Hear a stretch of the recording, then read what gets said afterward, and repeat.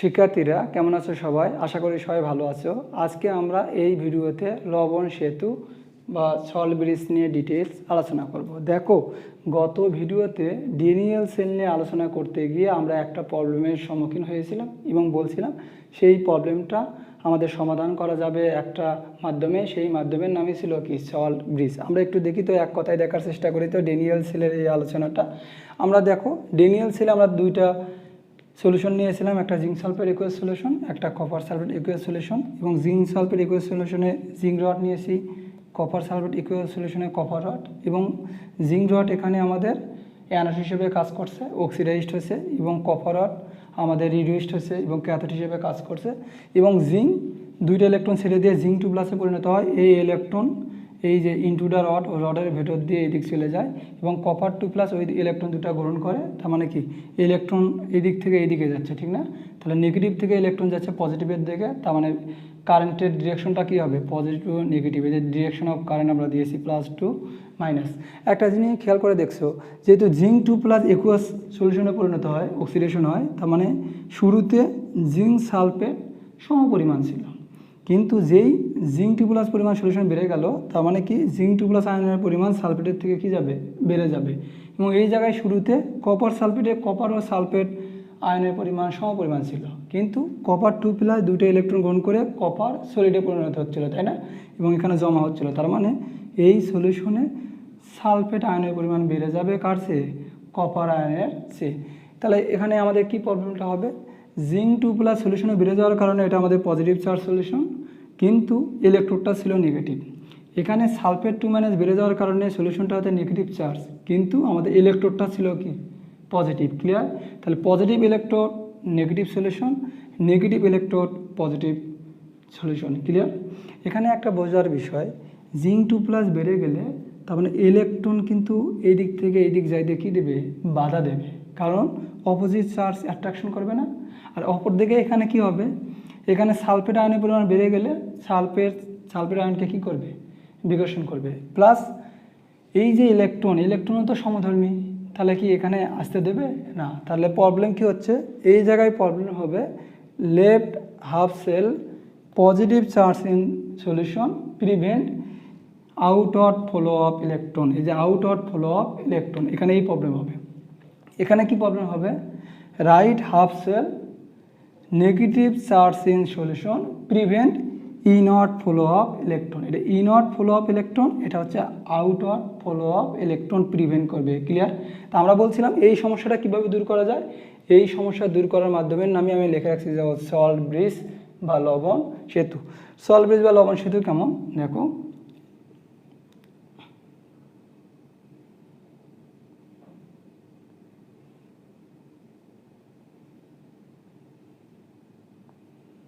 Salt bridge কি যদি এক কথায় বলি, সল্ট ব্রিজ হচ্ছে inverted YouTube glass. Inverted YouTube glass, তুমি দেখতেছো এটা উল্টা একটা ইউ আকৃতির গ্লাস না? আসলে দেখো, বর্তমানে গ্লাস ইউজ না করে ইনভার্টেড ইউটিউব প্লাস্টিকও ইউজ করা হয়। তোমরা তো জানো, তোমরা ফান করতে পছন্দ করো। ল্যাবে গেলেই, প্র্যাকটিক্যাল ল্যাবে গেলে আমাদের ফান বেশি হয়ে যায়, ঠিক আছে? এরকম বাঁকানো যদি টিউব দেখো, তাহলে গ্লাসের হলে তো ইচ্ছে মতো বাঁকাতে পারবো না, প্লাস্টিক হলে ইচ্ছে মতো বাঁকাতে পারবো, বন্ধুকে মারতে পারবো, তাই না? আমরা অনেক মজা করি না? আচ্ছা, যাই হোক, এই জন্য বর্তমানে গ্লাস না ইউজ করে প্লাস্টিকও ইউজ করা হচ্ছে। ওকে, যাই হোক, এই যে ইনভার্টেড ইউটিউব গ্লাস, ঠিক আছে, এটা কি দ্বারা তৈরি? আমরা বলি এটাতে ইউজ করা হয় একটা ইলেকট্রোলাইট ইউজ করা হয়। কি ইউজ করা হয়? ইলেকট্রোলাইটস ইউজ করা হয়, এবং সেই ইলেকট্রোলাইটটা হয় ইনার টাইপের। কোন ধরনের ইলেকট্রোলাইট ইউজ করা হয়? এই ইনভার্টেড ইউটিউব গ্লাসে যে ইলেকট্রোলাইট ব্যবহার করা হয় সেটা হয় ইনার্ট। ইনার্ট মানে আমি বুঝাচ্ছি নন রিঅ্যাক্টিভ, সহজে বিক্রিয়া করতে চায় না, এরকম। ওকে, তাহলে এই ইলেকট্রোলাইট হিসেবে কি ব্যবহার করা হয়? লাইক কী টাইপের জিনিস ব্যবহার করা হয়? পটাশিয়াম ক্লোরাইড ব্যবহার করা হয়, পটাশিয়াম নাইট্রেট ব্যবহার করা হয়, সোডিয়াম নাইট্রেট ব্যবহার করা যায়, এখানে অ্যামোনিয়াম ক্লোরাইড এক্সেট্রা। ওকে, তার মানে এইগুলো আমরা ইলেকট্রোলাইট এই ইনভার্টেড ইউটিউব গ্লাসের ভেতরে আমরা ব্যবহার করে থাকি। নর্মালি মনে করো আমি এইটা ব্যবহার করলাম। ওকে, পটাশিয়াম ক্লোরাইড আমরা ইলেকট্রোলাইট হিসেবে নিলাম। তাহলে পটাশিয়াম ক্লোরাইড কি, তুমি দেখতেছো পটাশিয়াম আয়ন হবে, পটাশিয়াম প্লাস হবে, ক্লোরিন মাইনাস হবে, তাই না? তাহলে এখানে আমাদের পটাশিয়াম ক্লোরাইড নিলে প্লাস একটা হবে, মাইনাস হবে। এখানে জিঙ্ক 2 প্লাস আছে, ঠিক না? তো জিঙ্ক 2 প্লাস থাকলে মানে তুমি বুঝতেছো এই দিক দিয়ে কোন আয়ন আসবে বলো তো? তাহলে এই দিক দিয়ে একটা আয়ন আসবে, এই দিক দিয়ে আয়ন আসবে। আর যদি জিঙ্ক 2 প্লাস আছে তাহলে এখানে ক্লোরিন মাইনাস আসবে, ওকে। আর এইদিকে কী আসবে? কে প্লাস আসবে। বোঝা যাচ্ছে কথা?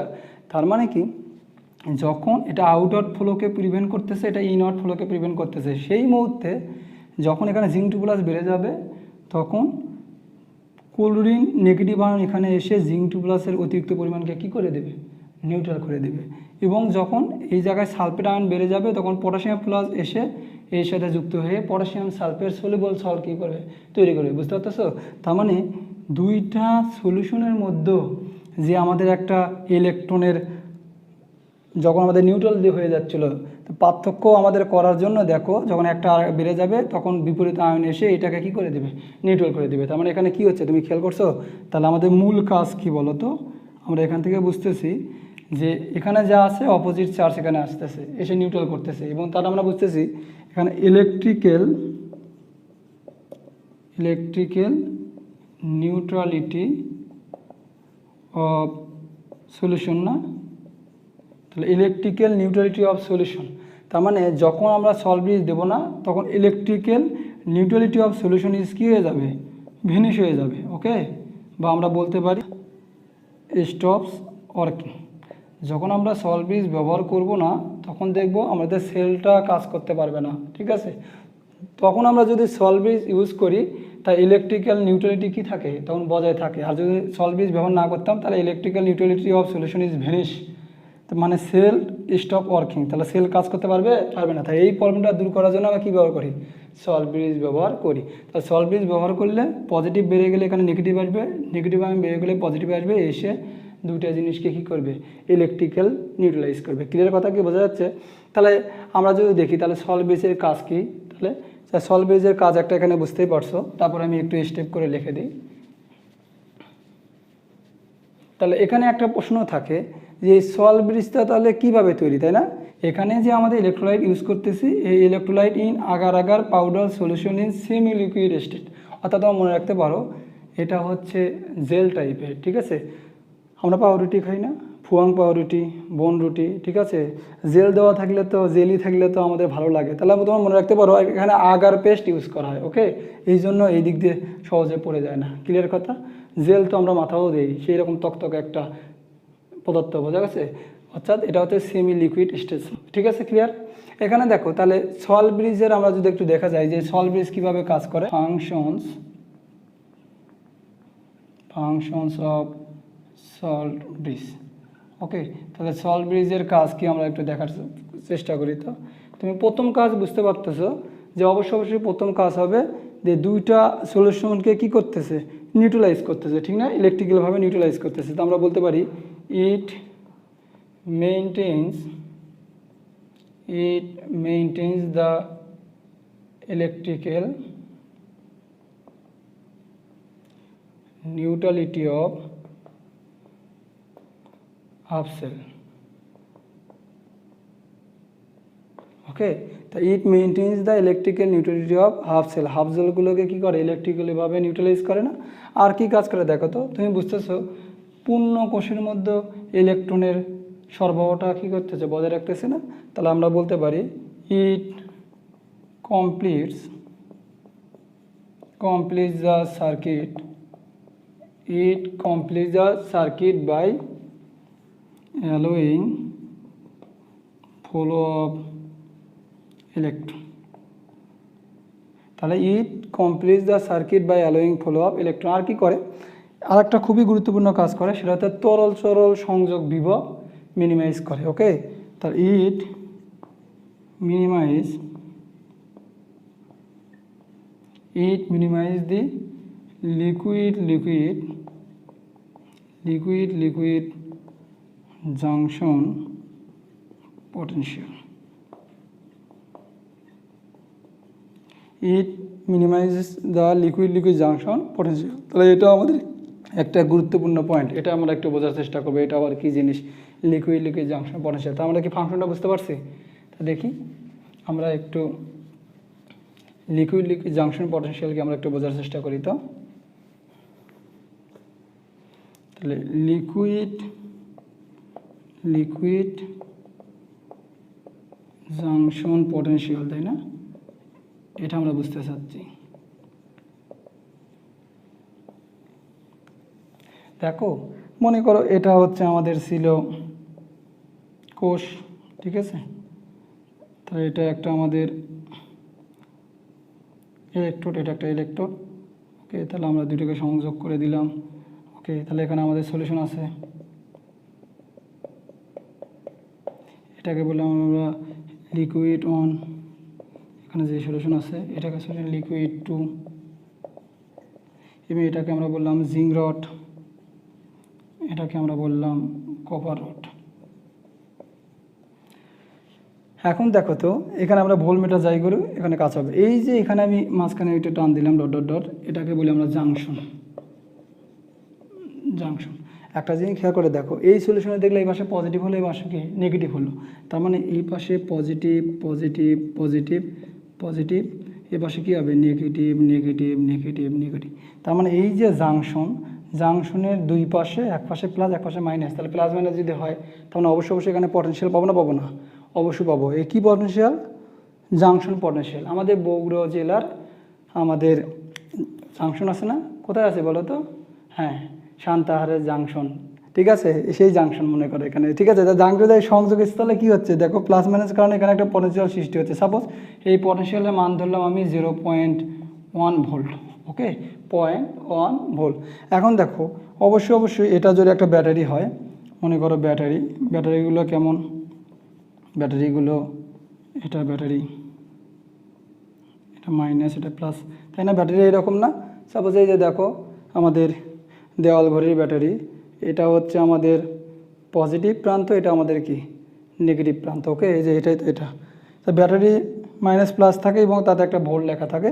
মনে করো এই ব্যাটারির ভোল্ট আমি ধরলাম, এই ব্যাটারির ভোল্ট হচ্ছে 1.1 ভোল্ট। এবং জাংশন আমাদের কত ধরলাম, পটেনশিয়াল কত ধরলাম, আমাদের জাংশন পটেনশিয়াল আমরা ধরলাম 0.1 ভোল্ট। তাহলে ব্যাটারির মেইন ভোল্ট যদি 1.1 ভোল্ট হয়, জাংশন পটেনশিয়াল 0.1 ভোল্ট, মানে এই যে এখানে প্লাস মাইনাস সৃষ্টি হলো, তার মানে অবশ্যই এখানে একটা ইএমএফ আমরা পাবো, ঠিক না? এখানে আমরা ইএমএফ পাবো না একটা? তাহলে এই যে ইএমএফ পাবো, এই ইএমএফ আমাদের মূল পটেনশিয়ালেতে কি করবে, বাধা সৃষ্টি করবে। তার মানে কি, এই পটেনশিয়ালটা মূল পটেনশিয়ালে বাধা সৃষ্টি করার কারণে মূল মান থেকে কমে যাবে। তাহলে যদি আমরা চিন্তা করি এটারে জাংশন 0.1 এবং ব্যাটারি আমরা চিন্তা করলাম 1.1 ভোল্ট, তাহলে আমাদের বললে নেট পটেনশিয়াল কতটুকু হবে বলো তো? নেট পটেনশিয়াল 1.1 থেকে 0.1 বাদ দিলে কি 1 ভোল্ট হবে না? বুঝতে পারতেছো কি? তাহলে ব্যাটারির নেট পটেনশিয়াল হবে 1.0 ভোল্ট। মনে রাখবা, যদি আমরা সল্ট ব্রিজ ব্যবহার করি, সল্ট ব্রিজ ব্যবহার করলে আমাদের এই জাংশন পটেনশিয়ালের মান কমে যায়। মনে রাখবা, সল্ট ব্রিজ ব্যবহার করলেও কখনোই জাংশন পটেনশিয়ালের মান 0 হবে না। সাপোজ আমি যদি এই জায়গায় সল্ট ব্রিজ ব্যবহার করতাম, তাহলে আমাদের জাংশনের এই পয়েন্ট না হয়ে 0.001 ভোল্ট এইরকম হতো। ক্লিয়ার কথা? তার মানে কি, আমরা যদি সল্ট ব্রিজ ইউজ করি তাহলে লিকুইড জাংশন পটেনশিয়ালের মান কি যায়, কমে যায়। ক্লিয়ার কথা? এখন আমরা একটু দেখার চেষ্টা করব, এই যে ইলেকট্রোলাইট বললাম, ঠিক আছে? তাহলে এই ইলেকট্রোলাইট যে কোনো ইলেকট্রোলাইট ব্যবহার করলে হবে না। তাহলে ইলেকট্রোলাইটসগুলোর কি কন্ডিশন থাকতে হবে? তো আমরা টপিকের নাম দিলাম কন্ডিশনস ফর ইলেকট্রোলাইট। তার মানে সল্ট ব্রিজের ক্ষেত্রে যে আমরা ইলেকট্রোলাইট ব্যবহার করব, সেটা বিশেষ ধরনের ইলেকট্রোলাইট হতে হবে। প্রথম condition, the electrolyte must be inert, বা আমরা এক কথায় বলতে পারি ইনার্ট ইলেকট্রোলাইটস। ইনার্ট ইলেকট্রোলাইটস মানে বুঝতেছো? ইনার্ট মানে নন রিঅ্যাক্টিভ ইলেকট্রোলাইটস। মনে করো আমরা পটাশিয়াম ক্লোরাইড যদি আমরা ইলেকট্রোলাইট হিসেবে ইউজ করি, তা আমরা পাবো পটাশিয়াম আয়ন, আমরা পাবো ক্লোরাইড আয়ন। এই যে পটাশিয়াম এবং ক্লোরাইড আয়ন পাইলাম আমরা, তাহলে don't react any half cell solution. এরা হাফ সেলের সলিউশনের সাথে এরা রিঅ্যাক্ট করে না। এখানে দেখো আমরা ইলেকট্রোড হিসেবে কি ইউজ করছিলাম, জিঙ্ক। তাহলে জিঙ্ক 2+ দুইটা ক্লোরাইড আয়ন গ্রহণ করে জিঙ্ক ক্লোরাইড সলিউশন তৈরি করে। তাহলে zinc chloride solution, zinc chloride is very highly soluble salt. Okay, তা সলিউবল সল্ট হলে কোনো সমস্যা নেই। কিন্তু এখানে যদি আমরা এটা ব্যবহার না করে যদি মনে করো আমরা সিলভার ইলেকট্রোড ইউজ করতাম, তাহলে সিলভার ইলেকট্রোড ক্লোরিনের সাথে যুক্ত হয়ে সিলভার ক্লোরাইড তৈরি করতো এবং সিলভার ক্লোরাইডে পিপিটি মানে প্রিসিপিটেট করতো, অদক্ষেপ পড়তো। তাহলে অদক্ষেপ পড়ে মানে কি, এটা ইনসলিউবল সল্ট না। তাহলে সিলভার যখন ইলেকট্রোড থাকবে তখন আমাদের পটাশিয়াম ক্লোরাইড ব্যবহার করা যাবে না। তাহলে আমাদের এই প্রবলেমটা কিভাবে দূর করতে পারবো, তখন এমন কোনো ইলেকট্রোলাইট ইউজ করতে হবে যেটা সিলভারের সাথে বিক্রিয়া করে না। তখন আমরা এখানে ব্যবহার করব অ্যামোনিয়াম ক্লোরাইড ইলেকট্রোলাইট। মাথায় থাকবে তো? তার মানে কি, ইচ্ছে মতো যে কোনো ইলেকট্রোলাইট যে কোনো ইলেকট্রোডে ব্যবহার করা যাবে না। যদি আমরা এখানে সিলভার ইলেকট্রোড নিতাম, জিঙ্ক ইলেকট্রোড না নিয়ে, তাহলে এখানে আমাদের পটাশিয়াম ক্লোরাইড ইলেকট্রোলাইট ব্যবহার করা যেত না। আচ্ছা, আর কি কন্ডিশন? আর একটা কন্ডিশন হচ্ছে অবশ্যই গুড মোবিলিটি হতে হবে, good ionic mobility. Good ionic mobility মানে এই যে চলাচলের স্পিড। সাপোজ মনে করে এখানে ক্লোরিন যত দ্রুত আসতেছে, এখানে পটাশিয়াম যত দ্রুত না আসে, তাহলে কি এটা নিউট্রালাইজ হবে? তার মানে কি দুইটা মোবিলিটি অনেকটা একই রকম হতে হবে, অর্থাৎ ক্যাটায়ন অ্যানায়নের মোবিলিটি একই হতে হবে, অর্থাৎ গুড আয়নিক মোবিলিটি অ্যান্ড আমরা বলতে পারি equal mobility of cation and anion. Okay, তাহলে ক্যাটায়ন অ্যানায়নের মোবিলিটি কী হতে হবে? সমান হতে হবে। ক্লিয়ার কথা? তাহলে এই দুটা কন্ডিশন হচ্ছে আমাদের কি, এই যে ইলেকট্রোলাইটের ক্ষেত্রে সলভেন্সির। তাহলে তোমার একটা প্রশ্ন যদি মনে হয় যে স্যার এই যে গুড আয়নিক মোবিলিটি এবং ইকুয়াল মোবিলিটি অফ ক্যাটায়ন অ্যানায়নের কেন হতে হবে? আসলে দেখো, যখন মোবিলিটি দুটো সমান হবে তার মানে কি হবে, বোথ হাফ সেল আর নিউট্রালাইজড স্পন্টেনিয়াসলি। বুঝতে পারতেছো? তাহলে স্বতঃস্ফূর্তভাবেই তারা কী হয়ে যাবে, নিউট্রালাইজ হয়ে যাবে দুইটা হাফ সেলই। ক্লিয়ার? বোঝা যাচ্ছে কথা? তাহলে আমরা সল্ট ব্রিজের কাজ প্লাস সল্ট ব্রিজের ক্ষেত্রে কী ধরনের ইলেকট্রোলাইট ব্যবহার করা হয় সেটা আমরা দেখলাম। এখন আমরা একটু সেল রিপ্রেজেন্টেশন দেখার চেষ্টা করব। দেখো তো, আমরা যদি বলি ডেনিয়েল সেল, তাহলে তোমাকে রিপ্রেজেন্ট করার জন্য এইরকম ডায়াগ্রাম করতে হবে। তাহলে এইরকমভাবে ডায়াগ্রাম ড্র করে রিপ্রেজেন্ট করা অনেক কষ্টকর নয়। তাহলে আমরা কিভাবে খুবই সহজে আমরা এই পুরো জিনিসটাকে রিপ্রেজেন্ট করতে পারবো, এটাকে আমরা টপিক্সের নাম দিলাম সেল রিপ্রেজেন্টেশন, কোষ উপস্থাপনা। ওকে, সেল রিপ্রেজেন্টেশন মানে কি, তুমি এখানে আমরা বলছি জিঙ্ক অ্যানোড, তাহলে জিঙ্ক সলিড দুইটা ইলেকট্রন ছেড়ে দিয়ে জিঙ্ক 2+ পরিণত হয় না। তাহলে এখানে আমরা দেখতেছি এখানে কি হয়েছে বলো তো, অক্সিডেশন হয়েছে। তাহলে এটা হচ্ছে অক্সিডেশন হয়েছে জিঙ্কের। অপরদিকে কপার 2+ ওই দুটো ইলেকট্রন গ্রহণ করে কপার সলিডে পরিণত হয়েছে, তাই না? রিডিউস হয়েছে, তাহলে এটা কি রিডাকশন। ঠিক আছে, তাহলে এটাকে যদি আমরা এই জিনিসটাকে আমরা কিভাবে রিপ্রেজেন্ট করতে পারবো, তাহলে জিঙ্ক ছিল সলিড, সেটার পরবর্তী অবস্থা কি জিঙ্ক 2+ ইকুয়াস হচ্ছে, তাই না? এই যে সেলার চিহ্ন দ্বারা আমরা ফেজ বাউন্ডারি বোঝাই, ফেজ বাউন্ডারি অর্থাৎ দশা পার্থক্য। এটা ছিল সলিড, এটা কি ইকুয়াস সিস্টেম। বোঝা গেছে কথা? আচ্ছা, এটা হচ্ছে আমাদের কি হবে তাহলে, কপার 2+ থেকে হবে কি কপার সলিড। ওকে, এই যে মাঝখানে যদি আমরা এরকম দুইটা টান দেই, এটা মানে আমরা সল্ট ব্রিজ বুঝাই। কী বোঝাই? Salt bridge. ওকে, তার মানে এটা আমরা একটা কি পাইলাম, এটা দেখেই আমরা বুঝতে পারবো এখানে এই ফিগারে বা ডায়াগ্রামে যা বুঝাইছে কোনো একজন কেমিস্ট এইটুকু দেখলে তাই বুঝতে পারবে যে এখানে দেখে বোঝা যাচ্ছে জিঙ্ক থেকে জিঙ্ক 2+ মানে চার্জের বৃদ্ধি হচ্ছে, এখানে অক্সিডেশন হাফ সেল, এটা দেখেই বোঝা যাবে এটা হচ্ছে কি রিডাকশন হাফ সেল।